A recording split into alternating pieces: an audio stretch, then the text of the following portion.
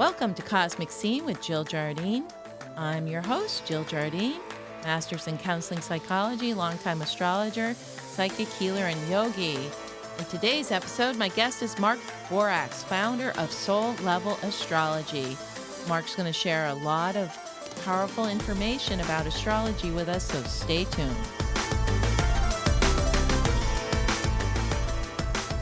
Welcome to the episode with my guest, Mark Borax. Mark is the founder of Soul Level Astrology in 1987. It's an astrology method where he uses your birth chart to identify your core nature or soul, which is the deepest part of you. Your soul force permeates every cell of your body. It was there before you were born and continues after you die. It came from eternity for some purpose only you can achieve. Mark helps his clients to discover this purpose, and he likes to help you transform karma into grace. Mark Borax has been a nomadic poet his whole life. In the late 70s, he traveled the U.S. and Canada performing and selling his poetry. In the mid-1980s, Mark was befriended by his adolescent idol, Ray Bradbury, who became his literary godfather, believing in Mark's writing even though it was taking forever. In 1984, Mark became a comic book writer and the managing editor of Comics Interview magazine. In 1998, Mark rode his Harley-Davidson through the U.S. and Europe, stopping for a year in the Tuscan countryside of northern Italy. Mark's first book, 2012, Crossing the Bridge to the Future, is a worldwide bestseller that describes the author's 7-year apprenticeship to visionary astrologer Elias Lonsdale.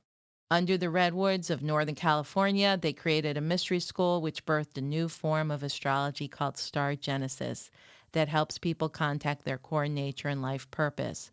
Mark's second book, co-authored with Lonsdale, is a cosmic weather report that inspires readers to rethink the whole purpose of humankind and bring on a new future. His third book, The Ruby Heart of the Dragon, is a radical revision of the 12 sun signs due out in 2023. I'm honored and privileged to welcome fellow astrologer Mark Borax to Cosmic Scene with Jill Jardine. Welcome, Mark. Thanks for coming on. Thanks for having me, Jill. People can check you out at your website, markborax.com. That's markborax.com. And so when they go on your website, they'll see that you have a form of astrology called Soul Level Astrology. Can you share some information about that with my listeners, Mark? Yeah, sure. It was a form of astrology I created back in 1987, and it uses the birth chart as a window to the soul or the core nature of an individual. And so what I'm doing in my sessions and in my classes and in my books is pretty much the same thing. I'm using astrology to help somebody strip away their conditioned layers and get down to who they really are.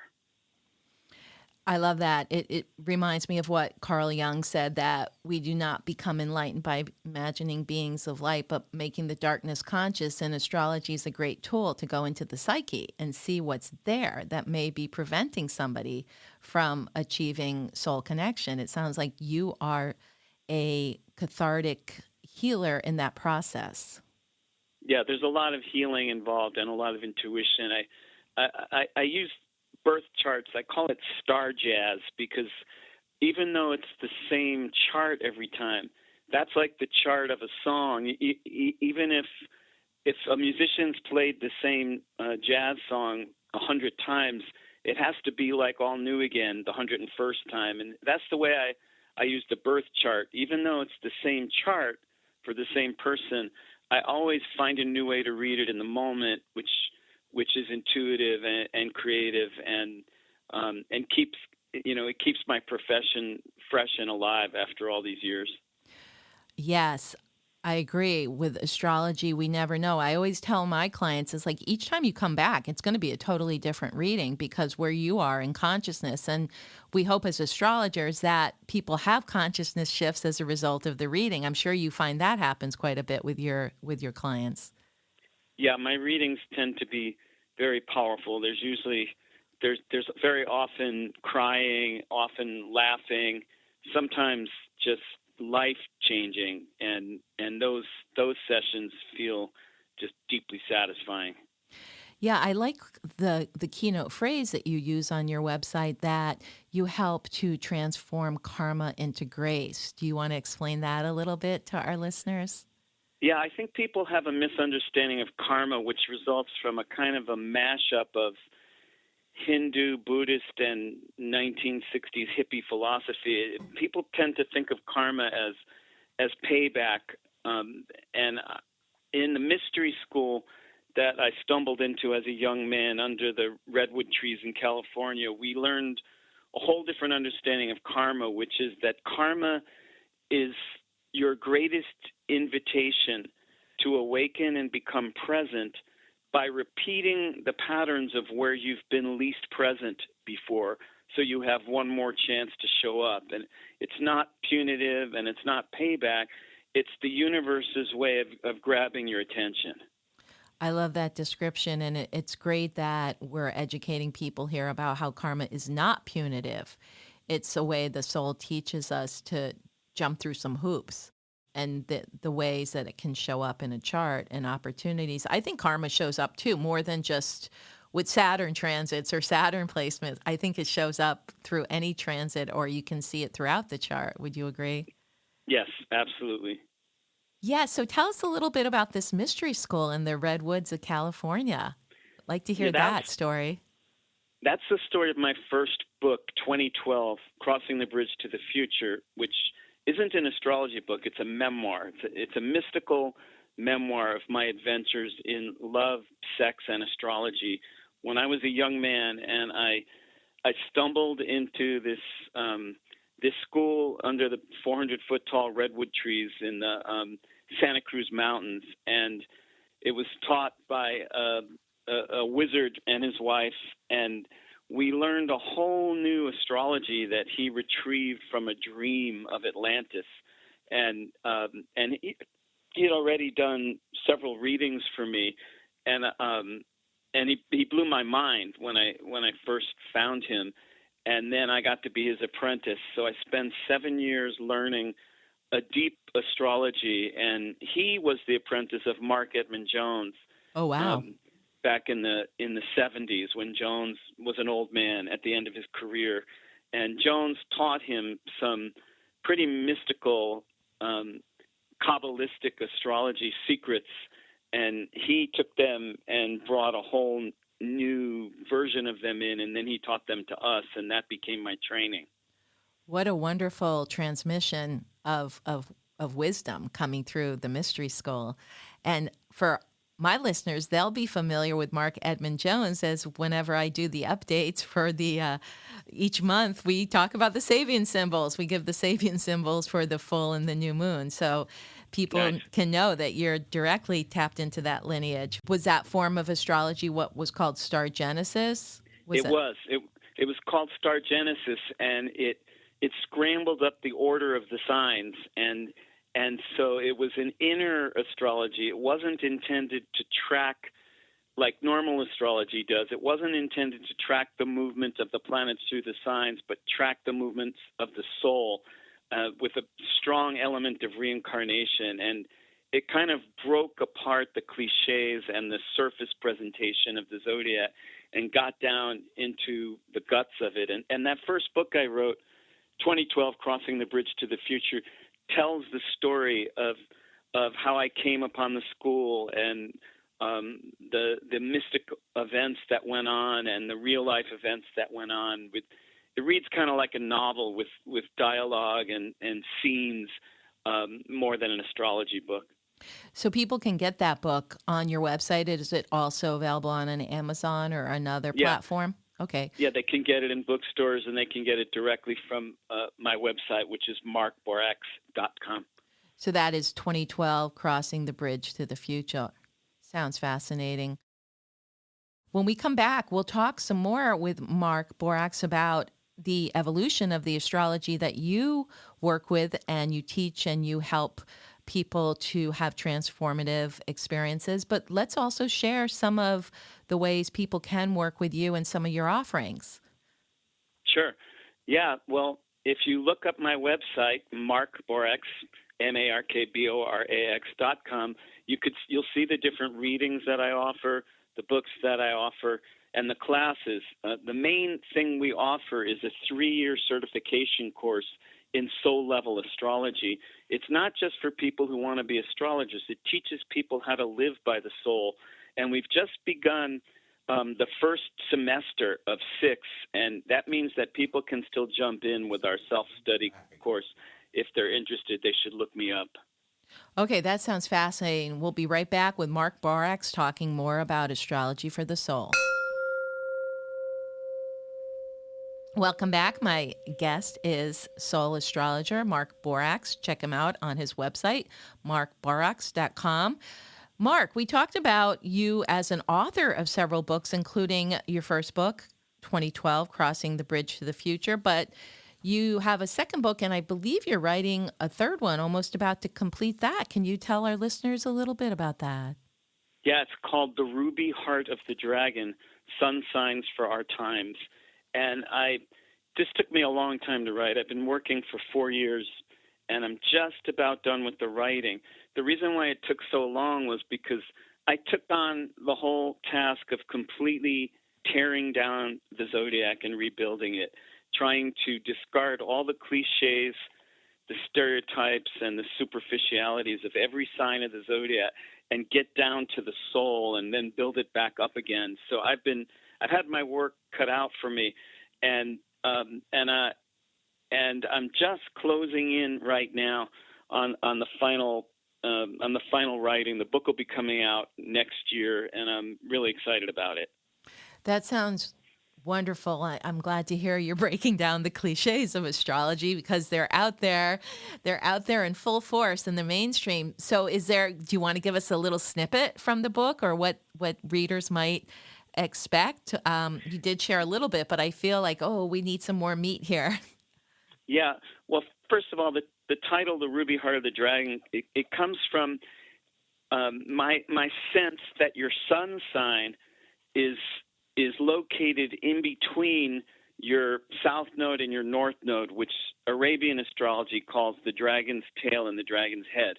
And the dragon's tail represents your past lives and where you're coming from, and your dragon's head represents where you're trying to get to. So I was looking at the dragon's tail, the dragon's head, and then the heart of the dragon, and I dove into the sun signs. Each sign I look at as a kind of a territory, like a landscape, that I bring you into a guided journey into the depths, into the magic, and some of the mythology or the new mythology that I'm coming up with for each sign. So it's a real refreshing look at the zodiac that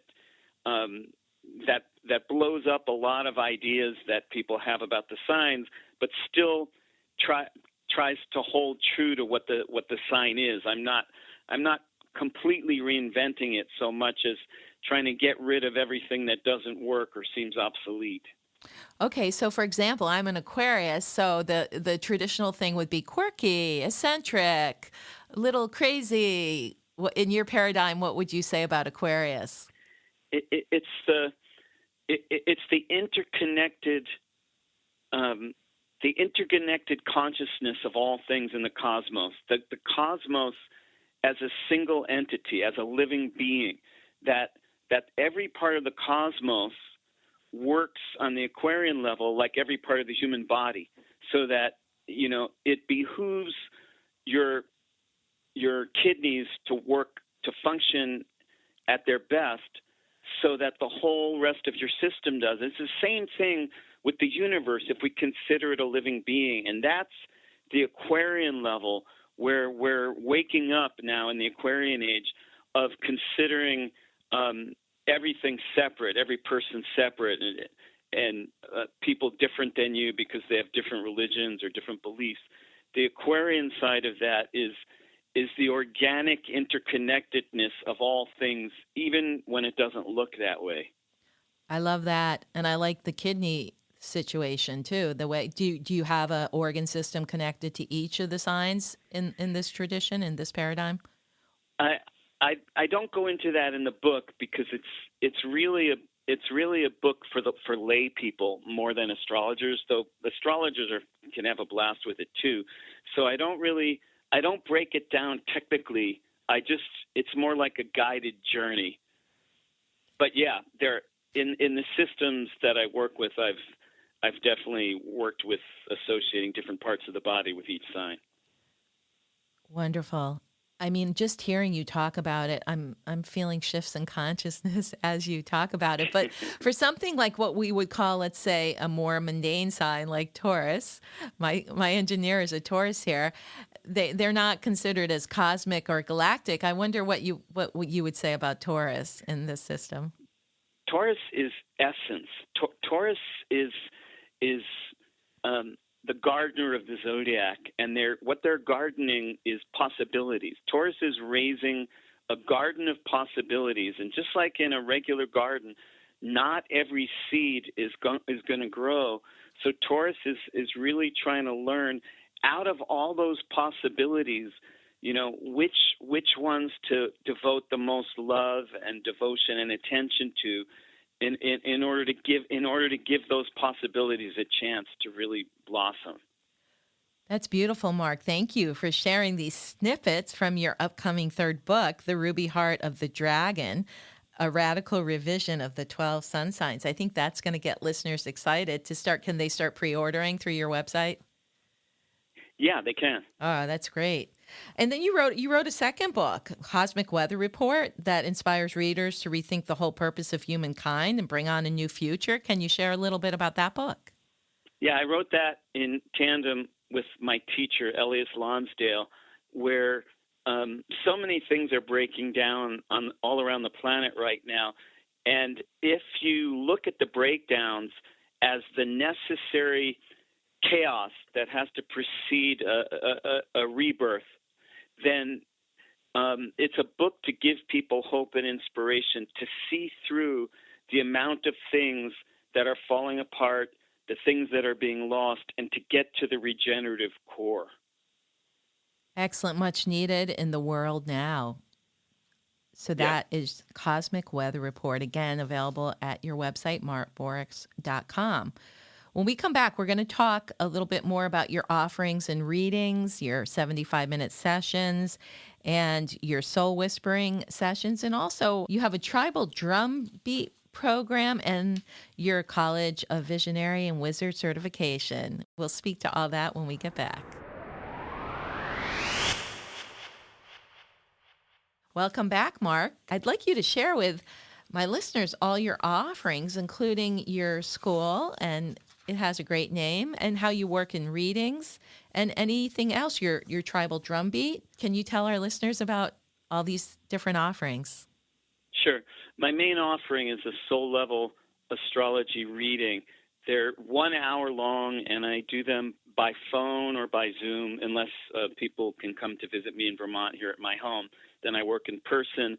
We go down into your core nature, the purpose of your soul, leftover issues you have brought in from past lives, and how you can clear away all the obstacles to fulfilling your potential and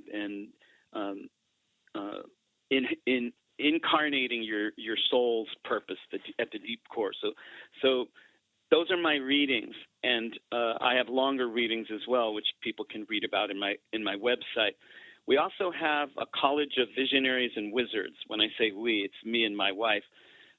We created the college 15 years ago, and we offer a 3-year certification program where I teach people once a week on live Zoom calls during 2 semesters a year. I teach people how to read charts from the soul and how to live by the soul. And people form lifelong friendships in there, and there's a lot of deep vulnerability, unconditional acceptance, making the magic real. We started the first semester, but people who are interested in joining us for the second semester can catch up with a self-study program, and those are the 2 main offerings. We also have a tribal drumbeat program where people sign up.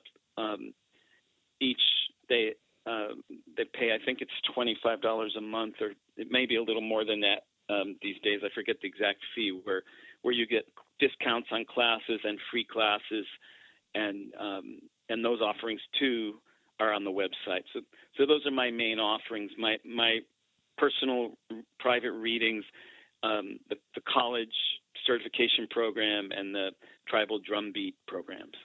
You know, something I liked about your reading offerings, well, I noticed it on your website, that you have a sliding scale based on what people's income is, which I think is brilliant. And it also speaks to tradition with guru and student type of thing, where you give to the teacher or the healer what you're capable of based on your income. I think that's brilliant. You don't see that much these days. Yeah, I decided to do that after a lot of thought, because I saw that some of my sessions were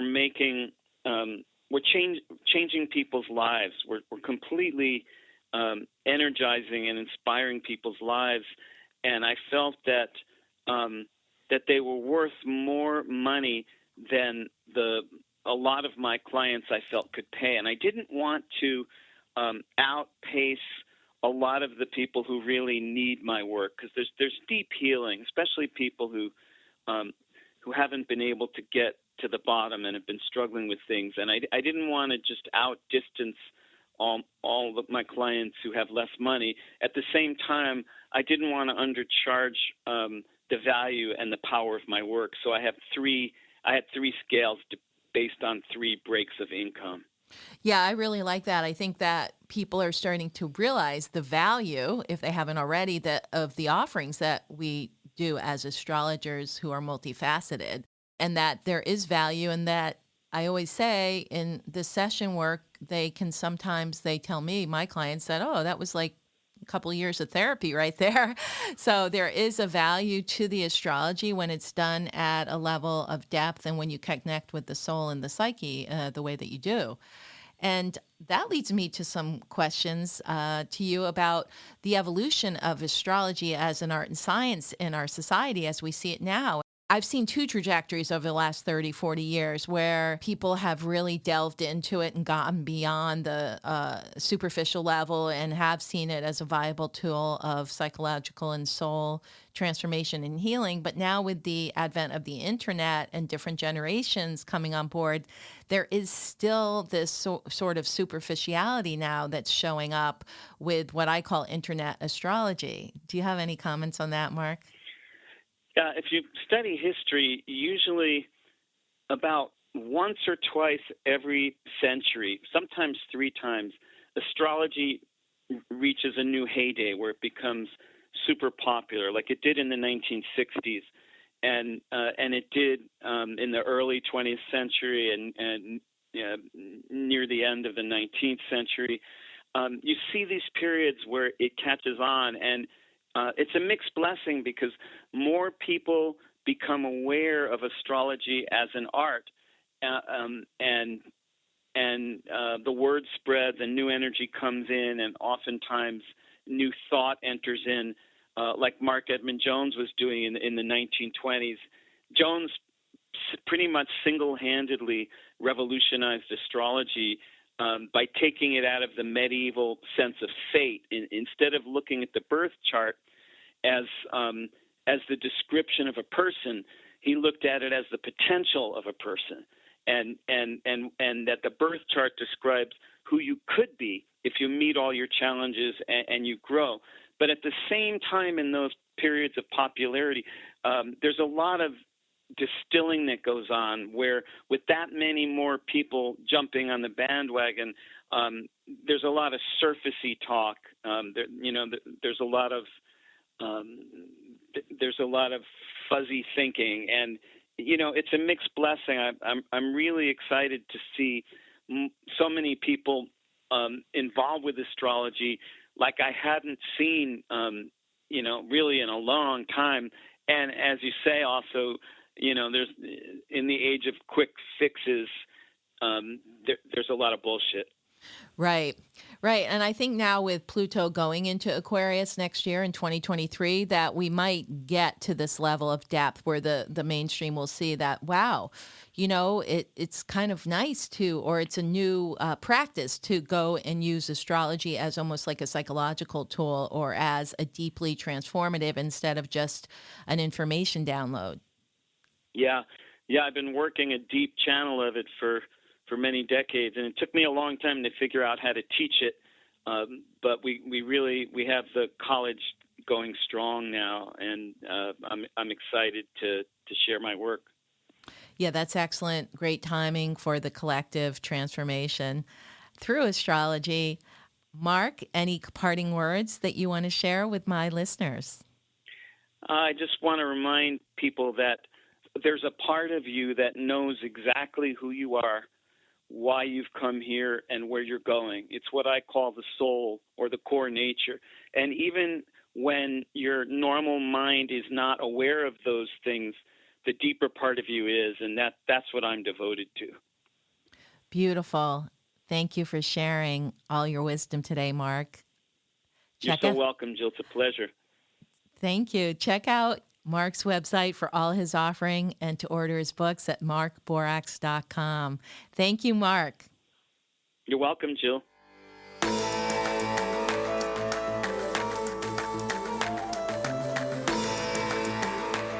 I hope you enjoyed this episode with my guest, Mark Borax, Soul Level Astrologer. Make sure you subscribe, download, share, and give us a 5-star review. This is Cosmic Scene with Jill Jardine, sending healing astrological wavelengths through the quantum field.